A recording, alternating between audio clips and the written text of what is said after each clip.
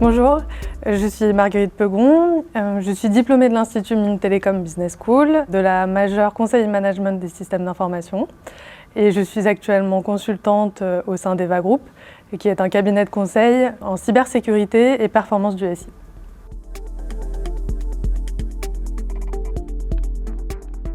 Il peut y avoir 4 grandes étapes au sein d'un projet de transformation numérique.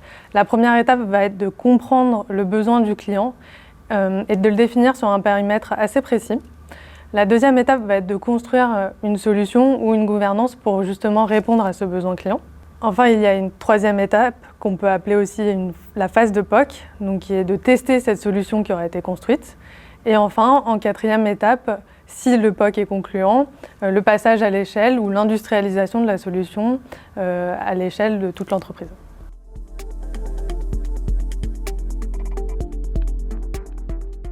Ce qui est spécifique à une PME, c'est le fait de devoir être très pragmatique. Du fait de leur petite structure, la solution qui sera choisie va avoir un impact direct sur les collaborateurs ou le business. Cela nécessite du coup d'avoir une démarche extrêmement rapide et pertinente pour répondre au mieux aux besoins de la PME.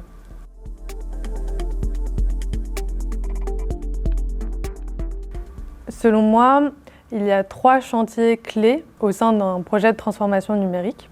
Le premier chantier va être de rapprocher les métiers.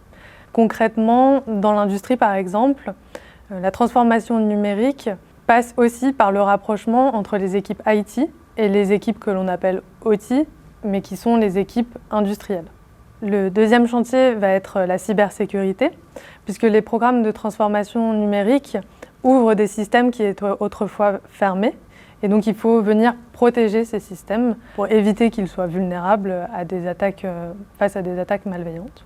Enfin, le troisième chantier va être la valorisation des données, puisque au cœur des transformations numériques, ce qui se joue pour les entreprises, c'est justement de pouvoir générer de la valeur à partir des données, de fait de la production ou des différents processus qui existent au sein de leur entreprise.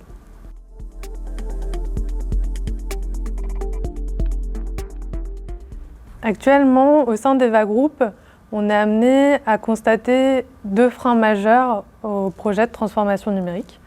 Le premier frein va être la cybersécurité. Le fait de développer et d'interconnecter des systèmes qui étaient autrefois fermés, cela va rendre vulnérables les entreprises face à des attaques malveillantes. Par exemple, les récentes attaques sur les hôpitaux en France ont montré qu'aucun secteur d'activité n'était épargné aux attaques malveillantes sur les systèmes d'information. Dans le secteur de l'industrie agroalimentaire, Fleury-Michon et Lactalis ont fait face à une attaque similaire où un tiers malveillant a essayé de s'introduire sur des serveurs qui hébergeaient des applications critiques pour ces entreprises. En troisième exemple, dans le secteur du retail, Liche Charmel a dû se mettre en redressement judiciaire à la suite d'une cyberattaque. Tous ces exemples, qui sont médiatisés, peuvent faire peur aux entreprises à engager des projets de transformation numérique. Le deuxième frein serait le manque de compétences en interne. Les projets de transformation numérique viennent chambouler des blocs traditionnels qui vont demain être pilotés par des outils numériques. Donc l'enjeu pour les entreprises, c'est de garder le contrôle de la production, de la supply chain. Et pour cela, il faut des équipes qui soient formées à gérer ces outils numériques.